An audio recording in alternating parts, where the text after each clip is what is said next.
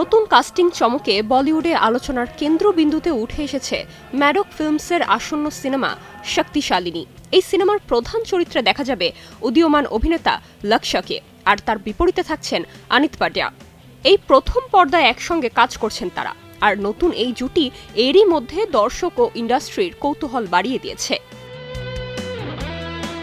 প্রযোজনা প্রতিষ্ঠান ম্যাডক ফিল্মস বরাবরই ভিন্নধর্মী গল্প ও সাহসী কন্টেন্টের জন্য পরিচিত। শক্তিশালিনী নিয়েও নির্মাতারা আপাতত গল্পের খুঁটিনাটি গোপন রেখেছেন, তবে সিনেমার নাম শুনেই স্পষ্ট এখানে নারী কেন্দ্রিক শক্তিশালী এক গল্প উঠে আসতে চলেছে। রহস্য, আবেগ কিংবা অতিলৌকিক কোনো উপাদান সব মিলিয়ে ম্যাডকের পরিচিত ছকেই তৈরি হচ্ছে নতুন এই প্রকল্প। লক্ষ্য আর আনিত দুজনেই নতুন প্রজন্মের প্রতিশ্রুতিশীল মুখ।